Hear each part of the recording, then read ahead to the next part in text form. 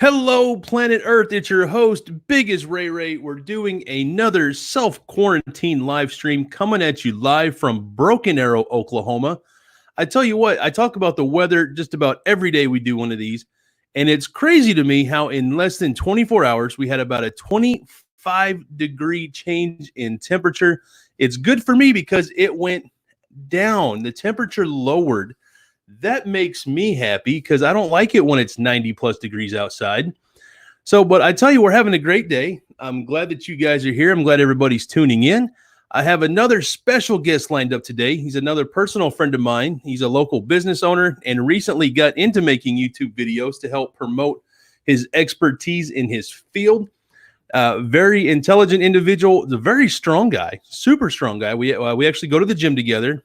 He makes me feel like I'm not very strong. He outlifts me in literally every exercise, and that's fine. But it's good stuff, right? He's awesome. He gives me motivation to keep pushing harder and everything else. So all you guys know Chris. He's been on the live stream here with me several times as a guest as well. And he pushes Chris to do better. And I have a video up even of all three of us at the gym working out. If you haven't seen that, be sure to check it out. Maybe it'll motivate you to get started in doing some stuff. Especially while we're on quarantine, one thing we can continue to do is exercise, right? So doing some exercise helps with that stress reduction and anxiety and everything else that we're dealing with while we're sitting at home, not going anywhere. So, yeah, good stuff. So I want to introduce something a little new to the show today. I'm going to be bringing in a personal friend of mine. So whenever somebody says hi, like, hey, Blaine Fields, hey. And Barbara, hey, Barbara. Hey, how you doing? Woo, there's a chicken. Yeah, because why not? Just something fun and random to keep things light and fresh. And who doesn't like hey? If you don't know who hey is, watch the Disney movie Moana. Of course, this isn't a paid endorsement. I found this little guy at the Disney store in New York City last year. I'm a big fan of hey. He's my favorite cartoon chicken, and I have him in my office with me all the time. So that's just me. It's what I do. I'm a big, goofy individual, and it makes me happy. So maybe it'll make somebody else out there happy as well. So, but you know what, guys? It's Thursday. We are almost to the weekend, and I don't know if that changes much when we're not really going anywhere, doing anything different. We're all staying in, staying safe, social distancing, and going out for just the essentials if we need them, right? Let's keep our fingers crossed. Hopefully, we can start to flatten that curve a little bit. So, but my buddy Christian, he's sitting on the wings right now. I want to bring him in, get the conversation started. And again, we're going to talk about some technology and whatnot, but he's using his business to fight COVID. And it's crazy that a render farm and a cryptocurrency farming operation can literally be used and leveraged to help the fight for a cure for COVID-19. So where I'm an IT guy, I guess I'm an IT project manager, my day job. I kind of get it. I get the gist, but what this dude does is fantastic. But anyway, I'm going to bring Christian on right now. I hope he's paying attention because he's about to pop on the screen. Hey, hello. Hey, what's going on, buddy? How you doing today? Busy. Another crazy busy day. It's a crazy time for a lot of people all over the world right now, but just as much for me. Cryptocurrencies playing a big role. Protein folding to solve the virus. It's all really coming into the works. Hey, Don. Right. You know Christian, right?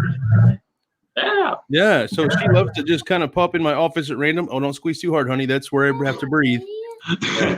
You put those knuckles in my throat, honey. I can't breathe too good. Oh, don't, Don. That's really loud, honey. Remember, we got to be quiet when we're on live, okay? Sorry. So we're interrupting Christian. Go ahead, my dude. No, you're good. You're all right. But yeah, no, I've been into cryptocurrency mining for the past several years now.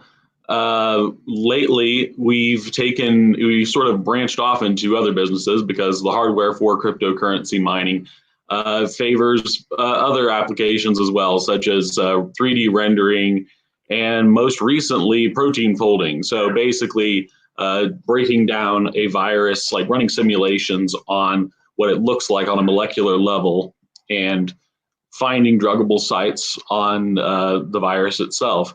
And so that's been a huge focus of my efforts lately. along with many things. It's really crazy. You see what's happening with the stock markets and how that's influencing the price of cryptocurrency. There's a lot going on at play that's keeping me very busy. So it's an exciting time. No, I can imagine. So that was a lot of information all at once. And I'm getting a little bit of feedback from on your end there, by the way. Is your mic close to your speakers by chance? Oh, it is, but Okay. I could use a headset if that helps. Yeah, let's give that a shot. So I imagine if I'm hearing it, the folks watching us live right now are able to pick that up. And real quick, Lori Swanson, she posted a picture of a cake on her Twitter last week that was really good. I don't know if you're a fan of German chocolate cake or not, Christian, but hers made me hungry when I looked at it. Absolutely. How's that audio coming through? It's not too bad. Not too bad? Not bad at all. Good. All right, I like that. So you own a data center here in Oklahoma, and now typically you use that for your crypto mining, right? So, yeah, it's absolutely. That's sort of the primary purpose. That's what it was initially built for. Okay, so can you give us an idea, like how many machines do you have in your operation, like how many servers or whatever else? Can you give us a quick number of that? So the primary processor unit, I'll just pull one out here. GPU looks kind of like that. It's a computer chip in and of itself. That we have about 1,800 of them on site. One of the largest data centers of its kind, especially in the area. In Wagner County, we're the third largest consumer of electric power besides the Zico and Bluebell factory out there. That's intense. It's a lot. So these things, they run 24 hours a day, 7 days a week with whatever you tell them to do. We know that they're multifunctional. Mm-hmm. So how long have you had this operation running here in Oklahoma? You said several years now, right? Since 2017. So about 3 years now. Outstanding. Now, you've told me before, you said you're the third largest consumer of electricity where you're at. Can you give us like just a quick estimate of how much electricity it takes to push these things to go? I would say every month it's about 500 homes worth of electricity. Okay, how does that correlate to, like somebody like me? I have a house. I don't even know how many ohms my home uses. Can you or kilowatt hours? So I mean, a single GPU like this might use 100 watts at any given time, and so if you wanted to say, okay, if it uses 100 watts over 10 hours, that would be 1 kilowatt hour to run this card. So typically people measure electricity usage in kilowatt hours. You'll see that on your home bill. Pretty common. So like if you're wanting to increase your home's efficiency, you would try to lower your kilowatt hour usage. Well, we'll use several 100,000 kilowatt hours and into millions a year. Wow, that's insane. A typical home might use 500 to 1,000 kilowatt hours a month. Okay, 500 to 1,000 kilowatt hours a month. And how many do you use for your operation again? I think our last bill was putting us around 300,000. Wow, that's a big jump. Yes. So I don't want to pay your electricity bill. Oh, neither do I. But we all. The nice thing about being in Oklahoma, at least, is we do have pretty cheap electric costs, but we're always working to bring it down. Right on. No, that makes sense. And so again, you're using the power of your data center to help, with the fight on COVID-19. Now, you also use the same machines for what we call render farming. Now, I have a gist of it. I know you're an expert in this, but can you give the folks watching right now just a quick synopsis of what that looks like? So render farming is pretty much the process of if an artist wants to create anything in a 3D animated space so that we can watch it in a movie. Let's suppose they want to build that monitor back there. They want to build it in 3D. Well, they're going to create a blueprint. They're going to maybe set a light source in the blueprint, like that lamp. What I do is I take that blueprint from them of what they want their art to look like, and I run that blueprint through my machines, which essentially construct it and deliver that final product image. The funny thing some people might not know about 3D design is when you're designing it, you don't actually know what the final product is going to look like. You're pretty much just telling the software, here, put this gray, colorless box resembling a monitor in this room, and here's a light source, and then it renders, and then you know what you actually get. So it's basically I take blueprints and I show the final product. Outstanding. All right, that's good stuff. So it takes a lot of data and processing power to do that. And I imagine you've got customers from all over the place that send you this data to where you're at here in Oklahoma. And I don't want to mention where you're at, you just for safety. Sure, we know somewhere in Wagner County, but I don't want to go anywhere beyond that. So it would take, again, a lot of processing power. And you had mentioned just briefly how that's helping with the COVID-19 fight. So you've dedicated X amount of servers of your 1,800 to this fight. And can you give us a little more detail on exactly what that's doing? And like you mentioned folding proteins.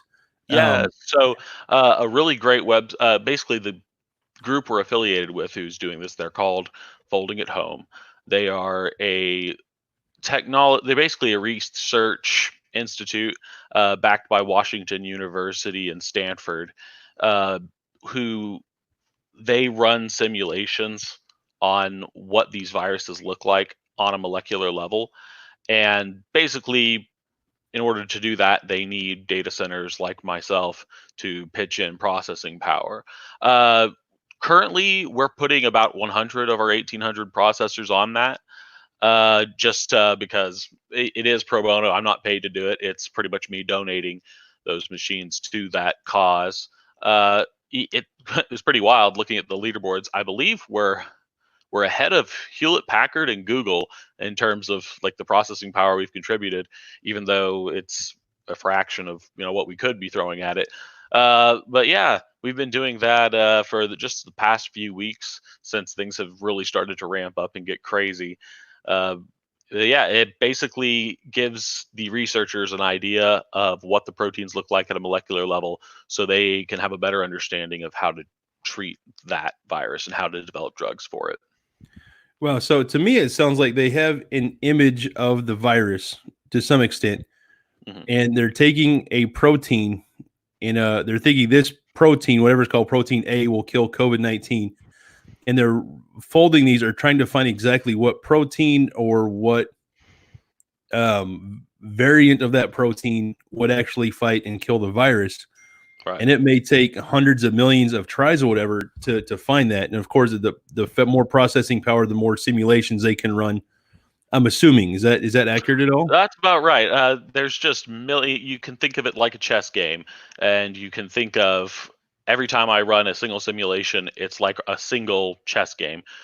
You think of how many combinations, how many millions of ways a chess game can go. There's just an almost infinite number of combinations of moves.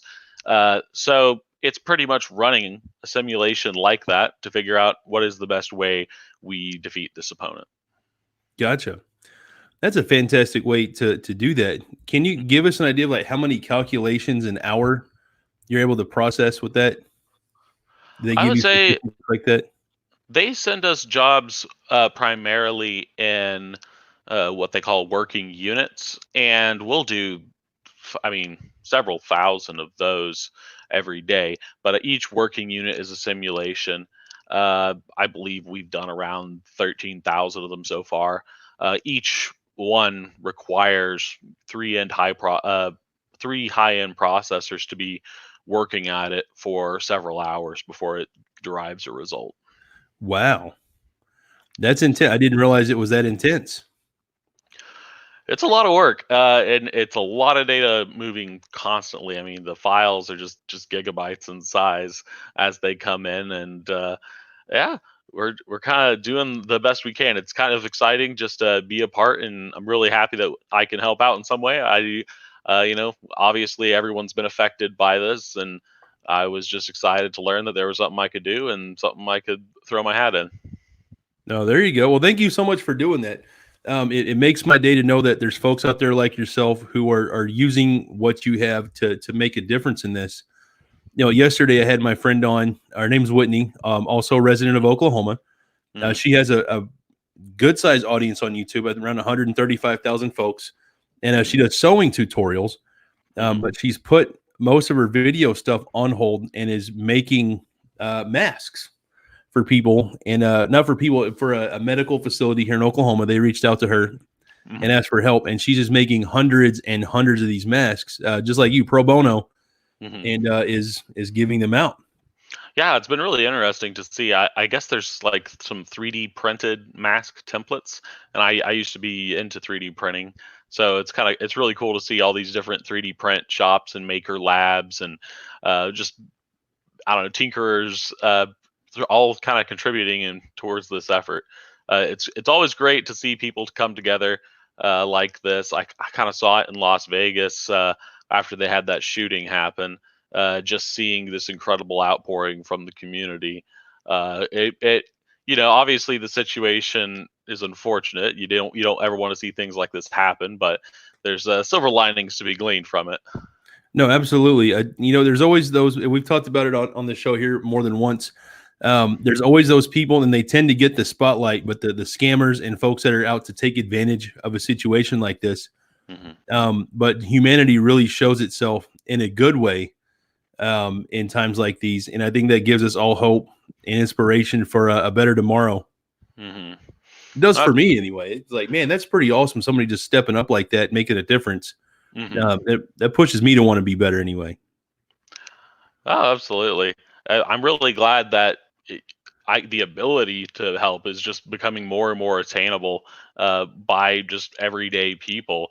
I mean, I can't imagine before we had things like 3D printers and GPU data centers and things like this, where just anybody who had $1,000 piece of equipment that they tinkered and toyed with that exists all over the world, could contribute in this way to this kind of effort. But technology, it's a fascinating time to be alive, regardless of the circumstances. No, absolutely, it is. I totally agree. And I got to take a pause for a minute. We've had a couple other people pop in and say hi here. And oh gosh, I'm scrolling through all the comments here. And I tell you what, I love the Ray Ray family, my audience here on YouTube. They love to talk and they love to comment. I appreciate that. And Bubzilla popped in again, so I gotta say, hey, Bubzilla, how you doing, buddy? Thanks again for tuning in. And Bubzilla is one of our friends out of Wisconsin. He tunes in quite regularly. And that's the last hello I saw. So I'm sure there's more in there, but I can't. I'll be looking off the screen here. I try to look at everybody in the eye while we're having these conversations. So what have you been doing differently during the quarantine since we're all stuck at home? Any new home habits or hobbies you've picked up? This is often where you'll find me. I'm just in front of my computer. So, if I'm honest, the quarantine hasn't been as impactful for me unless it's a weekend. Not going out as much, or at all. Not getting to see my family as much is a bummer. But my father and my oldest sister are both physicians, so they're both in contact with these patients every day, and so we're all kind of keeping clear from each other, and we'll see each other once it's all over. But oh yeah, no, they in front of my computers here. This is where the work and the magic happens. So this is where you'll mostly find me if I'm not out at the mine working on stuff out at the data center itself. I'm the only one out there, just a bunch of computers. So on. No real risks there.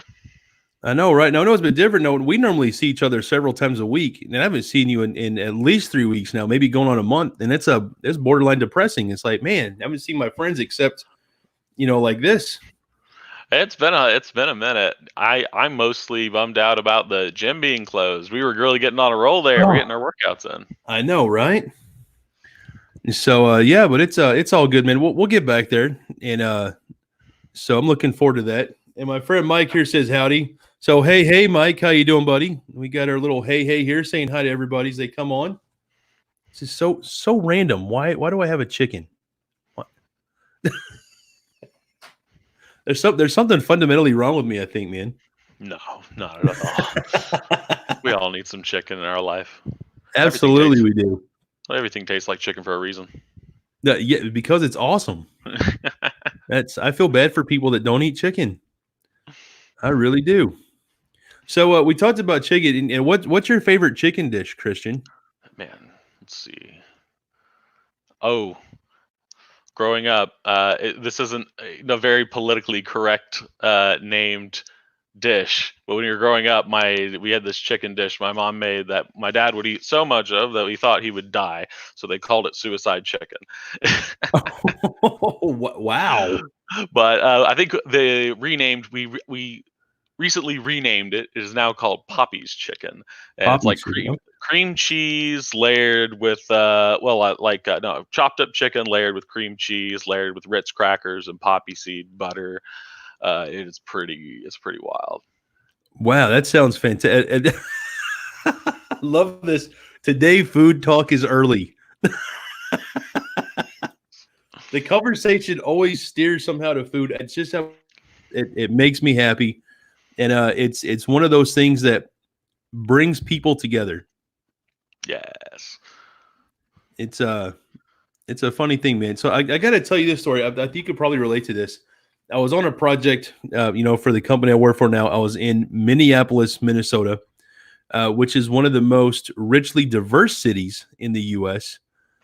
I think I had 20 or 25 techs working for me, and most everybody had a different ethnic background, which was fantastic, right? I had a lot of fun. I worked with this group. I was there about 2 weeks. The first few days, there was a lot of odd tension amongst the team, which I didn't understand because nobody, had worked with anybody else before. It was all, subcontractors, if you will, just come together. And it was odd to see, just no one was coming together. And so I had gone out and got lunch and brought it back to the desk and took this conference room I was in. And I don't know why I was looking at photos of food on my laptop that I had, but for whatever reason, I was looking at pictures of food from where I traveled around the country, whatever. It was making me happy. I was eating my lunch. And folks started commenting, they've come back in from lunch, about food and where to get that type of food locally. Mm-hmm. People started suggesting food to each other as they were coming in. And, we wound up taking about a 2-hour lunch that day. But before it was all over, everybody was friends. Mm-hmm. And people were talking about, we should go to this place over here to get food for dinner or go here for lunch tomorrow. And I was like, there's something to this. It's common language. Hey, we all got to eat. Yeah, I was just totally trying to get myself through lunch, whatever. And I was like, wow. And so I started using that. And this was probably 4 or 5 years ago. And I use food a lot to find a way to bring folks together. Because everybody has to eat. Mm-hmm. It is a common thing. It's the universal love. I've yet to find a culture that just really hated eating. They were just really not about it. And they were really going to get offended if you offered them food. So right. It's a sure thing. Absolutely, it is. And so Bubzilla now is craving chicken. So go find you some chicken to eat tonight, Bub. I would advise that. Someone's talking about KFC and loving their coleslaw. So now we know what Laura's probably going to have for dinner tonight. And our friend Mike here, I'll tell you what brings folks together: beer. I'll have to agree with you there. Yeah. Not everyone's a beer drinker, and that's fine, but it does have a special way of bringing folks together. I mean, you and I have shared a good number of beers together. Oh, yes. Good and plenty. So, and yeah. I've been trying a few new sour by Prairie lately. The Slush is their sour. It's, I just got one handy. Got one handy. Slush. This is probably my new favorite sour. It is Sour Ale with strawberry, raspberry, lemon, and lime. Well, that is quite the delectable combination there. I'll have to try one of those. It's all it's missing is an umbrella. Wow. So do you like ramen noodles, Christian? Ramen noodles. I mean, when I was in college, I thought, well, no, okay, it depends. Are we talking about from like the little package that you crack open and they basically cost your pocket lint to get a hold of, or are we talking about like Jinya ramen? Either or. 'Cause I'm a fan of both. Like, there's always going to be a special place in my heart for that $3 for a case of 50 type ramen noodles, and also the higher end stuff like Jinya, which is a spot in downtown. It's actually a chain. Did you know that's a chain? I didn't until I actually visited California and I found there's more. Yeah, that's why it's good. Right. So I'm a fan of both. I think there's a place for both of those in my life. Where I prefer the higher end ramen more. I like the cheap stuff. I used it for lunch yesterday. I took my dinner leftovers the other night. I had some sesame chicken and broccoli I made, and I put that in some ramen, stirred it up, sprayed a whole bunch of sriracha on there, and went to work. That sounds amazing. Yeah, it didn't suck. Genya, they do these monthly specials, and their last one was it was like I think it was called the Green Monster or something. Right. It actually I forget everything that was in it. It was just basically a bunch of green veggies and pork, and it had a lot of like kale and stuff in it, but it was phenomenal. And you can't even get it anymore. I mean, I don't know why they took it off the menu or they didn't make it a permanent feature because it was just so good. Oh man, that sounds fantastic. So what about cheese?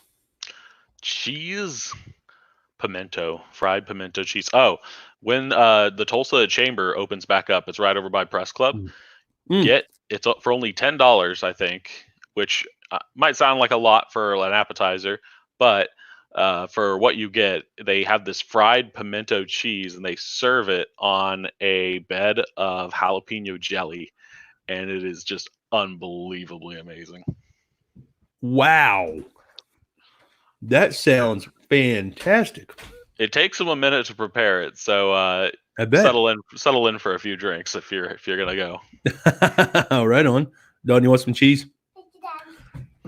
No. No. And there she goes. Yes, gone. All right. So Mike here said I thought y'all said Enya. And close. no, Jinya, Jinya. Dinya. Yeah, it's a fantastic little spot. They have the pork buns there, also phenomenal. I love pork buns.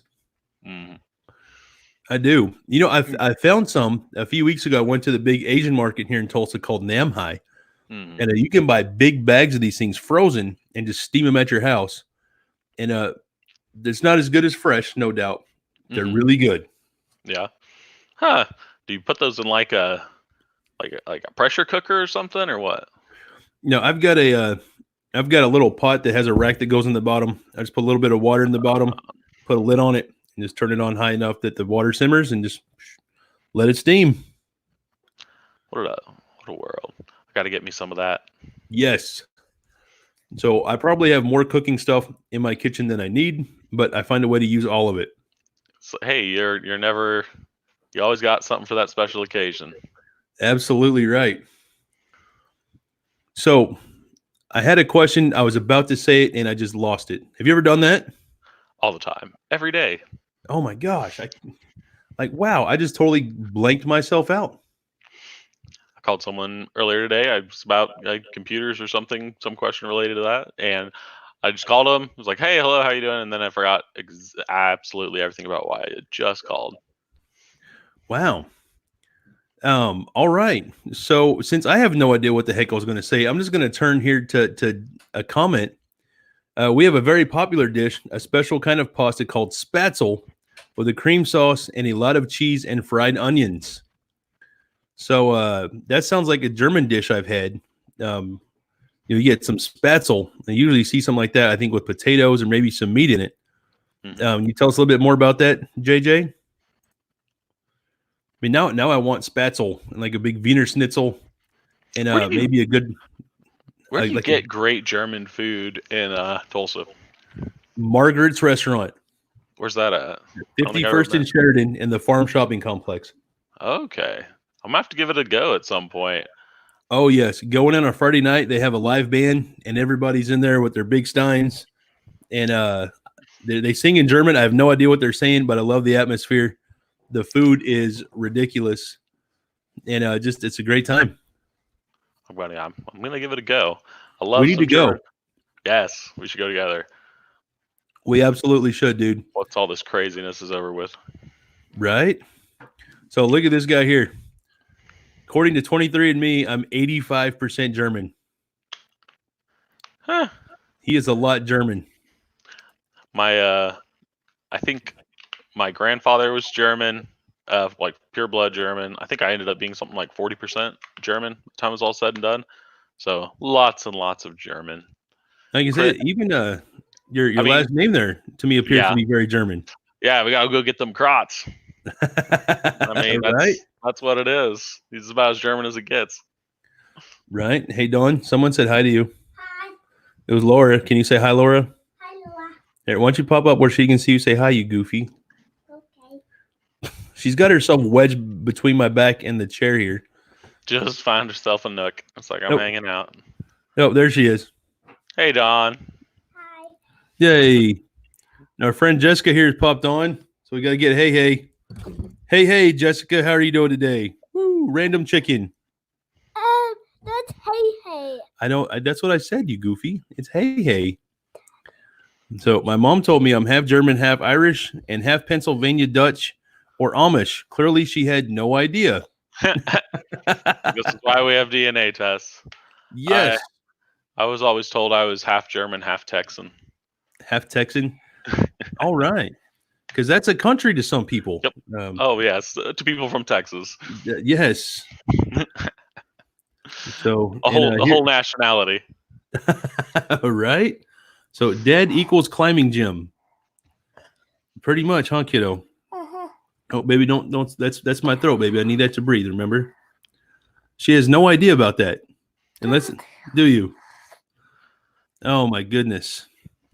So what else have you got going on today? Once we're done with the stream, have you doing anything fun or exciting? I'm gonna go shooting. Really? There's an outdoor shooting range. I think it's called United States Shooting Range. It's over by the Police Training Academy in North Tulsa, and they have several acres out there. Big old complex of firing ranges for different calibers and different weapons. So it's gonna be a really fun time going out with a few buddies.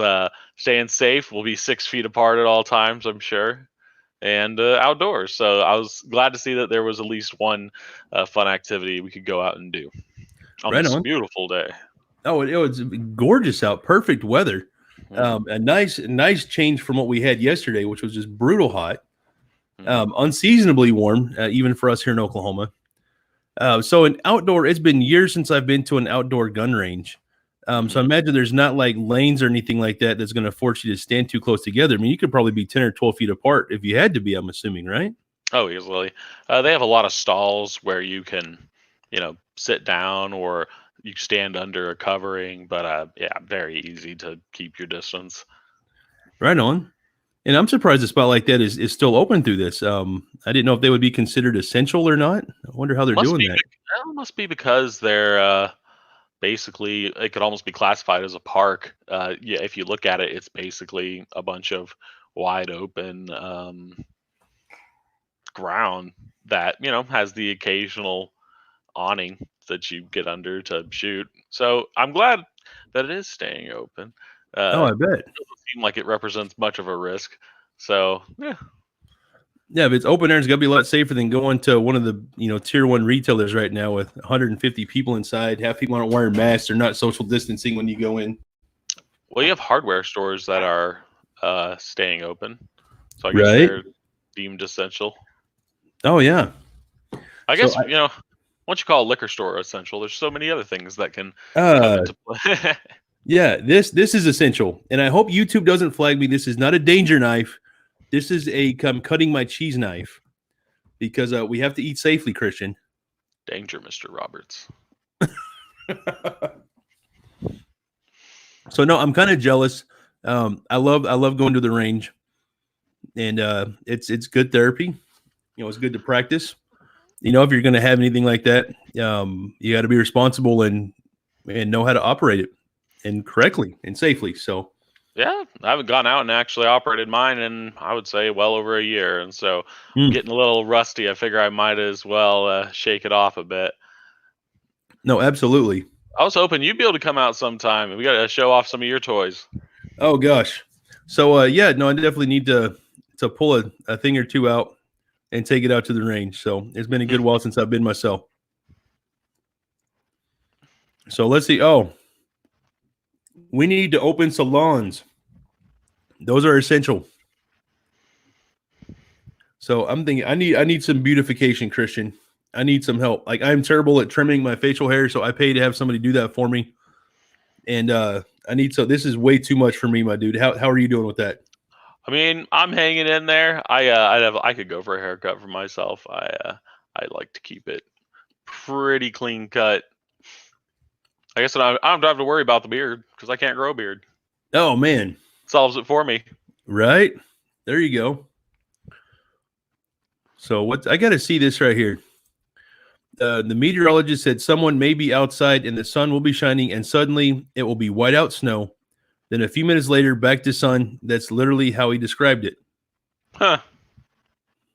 All right. Sounds like Oklahoma weather right there. That's pretty standard. Well, we haven't had much snow lately. Did we have snow last winter? No, we did. We had one day where we got about 1.5 feet of snow. Mm-hmm. And that was really all we got. I think we had one dusting otherwise. So most of the snow fell north of Tulsa. We got very little at all in Broken Arrow, just enough to put, a small dusting on the roofs, however you say it. But no, up towards, Keystone Lake and the dam, there was a substantial amount. Mm-hmm. So what do you think is going to happen as a result of us printing $6 trillion? Oh gosh. I have some pretty steep opinions about all this stuff. Yeah, you're like, don't get me there. Oh. Is it time to break out the no drama llama? Yes. So also introducing the no drama llama to the show. We have Hey and our friend Llama here. The llama doesn't have a name. It's just a no drama llama. And I think we should save that conversation for whenever we go to Margaret's or maybe have an adult beverage when we're done. Sounds good. I'm on board. Yeah, so I try to keep this channel family friendly and positive, and so it's one of those things where you and I know we could have a civil conversation even if we disagree. You never know how people are going to take things. It's live on the replay, and that's just a dangerous road to go down. Oh yeah. Well, positive thing to come out of it all is crypto's improving. Yeah, that is a positive. So that's definitely good for you. And so what is a Bitcoin worth right now? Is it gone back up again? Bitcoin is sitting around $7,500. At least last I saw it. It dropped below 5,000 at a certain point. But it's really cool to see happen. It's really cool seeing what's going on. Just because the nice thing about it is everyone can basically be their own bank, and so it's just more freedom and more control for everyone all over the world. Right. So I'm a big fan of it's one of those things like we've been talking for months about it. I need to find a way to invest and properly invest into crypto. I need to just stop talking about it and pull the trigger on that. So I guess it's a very common problem. A lot of people are like, don't know exactly where to start, with crypto, and they hear about it. It's like, well, how do I get into it? Well, actually, I mean, there's several exchanges that make it pretty easy for you to hop into it. I think Coinbase.com, they're pretty good about, if you just want to dip your toes in and get involved in, your first few cryptocurrencies. Probably several of the major ones would be, of course, Bitcoin, Ethereum, Monero. So there's a few out there that are really interesting, but if you just want to get involved at all with a little bit, couldn't hurt to own it, especially in times like these. It's sort of people who kind of hedge their bets and want to diversify a bit of their income or their assets. Some people like to buy gold. Nothing wrong with buying gold. Bitcoin is just sort of another asset class you kind of add to your portfolio. Right on. And so Bubzilla here I have a friend that invested in Bitcoin when it first began, and he's got a lot. So good for him for getting in early. Oh yeah, all the Bitcoin billionaires who the really, really, really lucky people. No, absolutely. What was it? I think the first transaction in the real for somebody, I think they used 40,000 Bitcoin to buy a pizza in New York City. Something like that. Yeah, so it was absurd. So I think that pizza these days is worth around, if we ran the numbers, let's say it was 40,000 Bitcoins times, it's about $7,500. It's about a $300 million pizza. Wow. So it must have been a good pizza.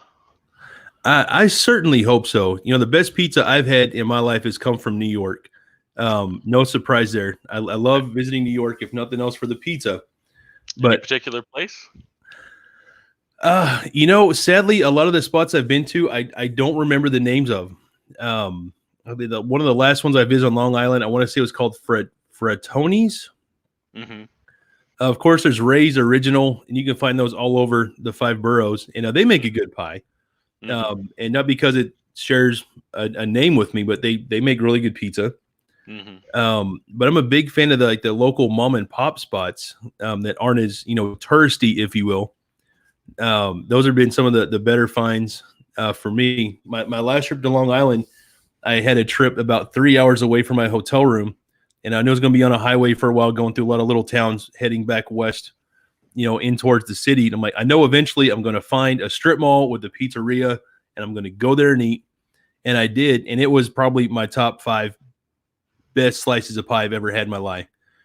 And I don't even know the name of that. It was under new ownership. They had, one of the big banners out front. They just had, they hadn't got a permanent sign up yet. And I'm like, man, I'm rolling the dice with this. And I scored, dude.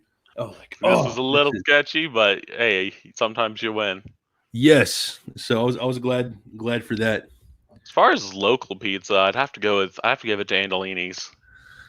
They're easily my top 3 local too, man. You just can't beat a slice of Andolini's pizza. So if any of you guys are from Tulsa or happen to visit Tulsa, please be sure to include Andolini's as one of your meal stops, because they have really, really good pie, like really good. And give their try out their barbecue chicken. I haven't had that one yet. Oh, they have it covered in fried onions. I mean, just absolutely layered, like an inch thick of fried onions. Oh wow! It'll knock you out. So have you seen, like a lot of other local businesses, they've been coming up with creative ways to stay afloat. They have like a build your own pizza kit now. Have you seen those yet? Huh? Where? Who has that? Andolini's. Really? I didn't know idea. So I haven't bought one yet. They even make ready-made pizzas. It's like a take and bake, if you will. They wrap them up and have them for sale at a couple local grocery stores in the Tulsa area. I love that option, but they have like a little kit. You just take it home. It has instructions, and you can build your own pizza. That's so much work. And get the whole family involved. I'm way too lazy for that. I'm like, why not go to the store for that? I don't know. I'm going to Andolini's to have that pizza made for me because they know how to do it better than me. Right. So no, nothing wrong with that. Our friend Mike asked again, is Savastano still a hot spot? I'm trying to remember. Where is... Oh, that's right. We went there for your birthday. Yes. So That's yeah, right. it's a great place if you want a Chicago-style pizza. Mm. Also in my top 3 favorites. So we know we got Andolini's and Savastano's.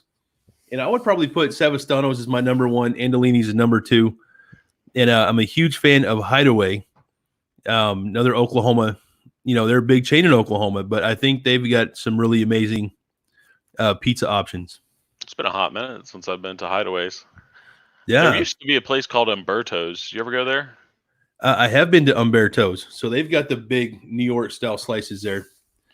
But I can only go. It's one of those spots in town. They're small, but they have like the prefab booths, like you see like an old school, Coney Island or something. And somebody Ray size cannot physically sit at one of those booths. Even when I was a thinner individual, I couldn't sit in those. It's like, gotta take this one to go. Yep, I can only get it to go there. So, and where I live in Broken Arrow, that's a hike across town. Are they still Are they still open? They are. I think they're off 31st in Harvard. Oh, They're in Midtown. Okay. Cool. Yeah, and Bub asked, is Christian in Texas or Oklahoma? So he's in he's in the Tulsa metro with me. Mm-hmm. So you're a native of Tulsa, even, right? Born and raised. Yeah, no. My family moved here, and then they had me basically right after the fact. So yeah, I've been here my whole life. Right on. So have you had a chance to live anywhere else outside of Oklahoma? Very briefly. I went to college in Norman, so not very far away. I have had the opportunity to travel quite a bit. There's definitely a lot of exciting, beautiful places that you'd want to live in the United States. But I keep coming back to Tulsa. No place like home. Right. No, yeah, I agree. I'm from California originally. I love to visit the state. I have no desire to ever live there again. Hmm. And I've been to every major city in the U.S. with the exception of Milwaukee and Green Bay. Spent time in all of them, and still, as much as I love to visit, I'm always ready to come back to Tulsa. It's just grown on me. I really like it here. You got a little bit of everything. It's not the biggest or necessarily the brightest, but it's diverse. It definitely has its small town charm with big town features. Absolutely, and that's something I love about it. Mhm. So, and overall, it's safe here. I mean, we have our crime hotspots like anywhere else, but it's safe. I feel like I can let my kid play outside and not worry about it. It is. And you're not paying an arm and a leg just to exist. Right, cost of living here is quite reasonable, which I'm a big fan of. It's out in California. It's like $3,500 for like a 500 square foot apartment per Yeah, in month. some spots. You know, it's insane. Couldn't Oh do it. man, well, check this out. Are you a fan of cheesesteaks? Oh yeah. Oh, today for dinner we have cheesesteaks, extra onions, caramelized, and mushrooms. Oh my word, that was good. Woo! So we know that if you were in Philadelphia, she'd be like, she had a wit onions, because they don't know how to say with, they say wit. She's saying wit onions. If you go to Pat's or Gino's, they have signs up that tell you how to order wit or without onions. Hmm. So the lines are almost always long there, and man, they keep those things flying out. So I've been. It's hard to find a good cheesesteak in Tulsa. I don't think we have any real exceptional examples. You got Fat Phillies; they're pretty good. But Fat I don't know. Phillies is good. You know, who would you say makes the best Philly in Tulsa? For me, steak stuffers. Oh, 51st and Memorial. The people that originally built that are from Philadelphia, and they in the past few years have handed off the business to their children, and the food's still pretty high quality. But it's the closest thing I've had to a Philly, from what I've had in Philadelphia here in Tulsa. hmm. So I would highly recommend that spot. And mind you, everyone watching, these are not paid endorsements. These are just places that we talk about, that we go to. I love to support local, and I'm happy to give shout outs to some of my favorite spots here on YouTube. There's a lot. Tulsa does food pretty well, all things considered. Yeah, in the last 10 years, we saw more and more folks get out and leave the state. They started getting away from their meat and potatoes only, and everyone just wants salt. If you put anything else on them, like, that's spicy, that's too hot. Like, dude, it's garlic powder. Calm yourself. What's the best burger city in the United States? Oh man, the best burger city. That's tough. Top 5. Top 5. So for me, number 1 would probably be San Diego, California. Hmm. I'd probably put LA in my top 5. Las Vegas, Nevada. Or am I going to go with this? I want to say, oddly enough, Wyoming. Huh. I'm going to say very specifically small town Jackson Hole, Wyoming. If you've ever been to Yellowstone, that's a town with the resorts and everything else. As you enter the park, incredible burgers there, and maybe Atlanta. Hmm. I'm trying to think of very specific burgers that I've had and places to get those. And number 1 for me, hands down, San Diego is Slater's 50/50. Huh. If you've ever heard of that. Why is it called that? So their flagstone or flagship thing is a burger patty that's 1/2 ground beef and 1/2 ground bacon. Whoa. And they mix that all into this wonderful patty, and they have any array of burger types and whatever else you want on it. And it's just next level stuff, man. That's intense.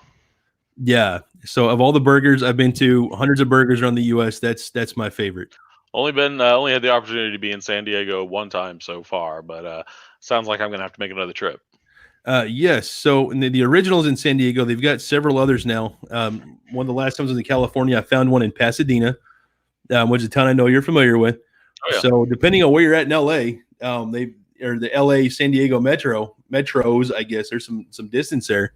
You should be able to find one pretty easy. Absolutely. I will plan on it next time. Next time I make a trip to LA, I absolutely love LA, so can't stay away. No, it's a great place. Hmm. Again, I like to visit. I love to visit. I don't want to live there. And this caught my attention. I've never had one of these before, but an ostrich burger. Woo! I wonder what it tastes like. Chicken. I don't know, but I think I need one of these in my life. I like to try new things. Gotta say, my pick for the best Tulsa burger, probably Tavern. There's Tavern? something, yeah, they got a solid burger. Go after 9 o'clock, gets half off. The price, right? We tried to go there once, you and I together. I've still yet to have a burger from there. Oh, you haven't? I think they were closed the night you and I went. We were with our buddy Joe, That's and right. we just missed closing time. Oh, well, we'll have to give it another go once. I wonder if they're doing some to-go burgers. I don't know. It might be worth it to check into. And how about this dirty spot? You've been to Stillwater, Oklahoma, right? So how about a 2 a.m. burger from Shortcakes in Stillwater, Oklahoma? That sounds interesting. I've never been there. Oh my gosh. I'll have to ask my OSU siblings what they think. So Shortcakes is a staple in Stillwater. It's like a disgusting version of Waffle House, but it's equally awesome as it is gross. It's one of those spots you have to I don't know. I would eat there now, but it's not just something I'm going to go out of my way to get because my taste buds have evolved and so have my standards. But it's one of those places I am glad that I went to many times late at night, especially with my friend Mike.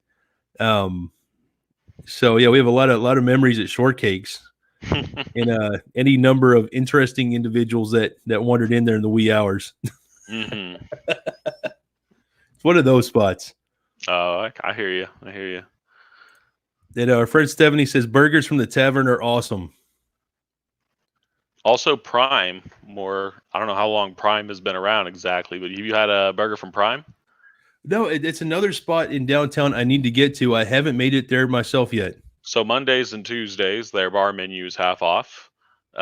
Several beer options and several different food options, but they have a really solid burger. Like if you're looking for a more gourmet burger experience, like fantastic. My personal, I would say second favorite behind Tavern. Tavern's kind of a unique, more like a mushroom burger, very savory. Tavern more on the gourmet side. And then you've got Fat Guys, which I think of like that's just your grease bomb, like all American burger. Yes, I'm a huge fan of Fat Guys, and I like it sounds so disgusting. Even now, I'm a huge fan. The peanut butter bacon cheeseburger with pineapple and Thai spices. Yeah, That's the first time I went there. I'm like, that is just off the wall. I don't think I'm going to like it, but I'm going to buy one. Thai style, and I baby. fell in love with it years ago. It's the only way to get it. No, I don't think I ever order anything else whenever I go there. I mean, Yeah. that is the quintessential burger for Fat Guys. Right? I mean, I've had several of their other burger options, but that's my go-to. When someone visits Tulsa and they say, I want something new, a new type of burger, something I haven't had, I'm like, go to Fat Guys, get this, and you won't be disappointed. And if you are, I'm sorry. You need to change your life.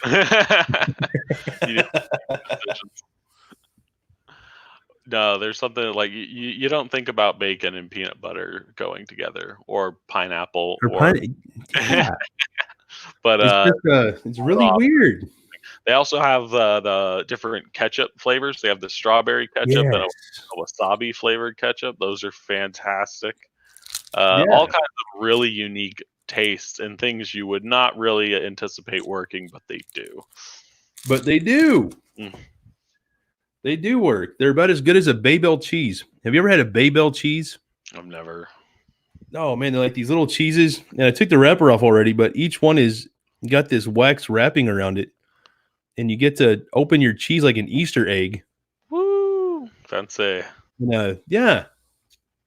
Reminds me of I don't even remember. It looked like a macaroon at first. Love macaroons. So Does anybody do good macaroons around here? Yes. There is. If you go downtown, there's the oh my gosh, like she said, let there be cake. Who said that? The Marie Antoinette Bakery. Mm-hmm. It's over by Ida Red, and it takes right across the street from that. And they have fantastic macarons, and they make them fresh there. Nice. I've tried them. I got introduced during my time in LA. I got introduced to all these new foods, and now I'm finding that there actually are somewhat equivalents to these in Tulsa. I just got to look a little harder for them. Just got to find them. Mm-hmm. Oh, I didn't know this. Babel cheese are quite popular in Germany. So I like that. You know, I found out early this year that I'm about 40% German, where I thought my whole life I was at least Italian. So the DNA test results came in, 23andMe and Ancestry, and confirmed it. I'm a lot German. Huh. So I'm okay with that. One of these days I got to actually go through and take the whole test myself. Both my parents have, and so we have, we should have a pretty good idea of it. But Yeah. it'd be nice to have. Absolutely. So I'm getting for Albert here. Ray, bring wifey on, please. I would do that. Wifey is not at home. She is currently at work. Thursdays and Fridays are her late days, so she has to stay extra with her staff and also her patients that she works with. Now, she doesn't call them patients, so she calls them clients. She works in the mental health industry. And so I won't be seeing her until late tonight. Sorry, Albert. So Albert also says hello to you, Christian. So we got to give him a big hey, hey. Hey, how's it going?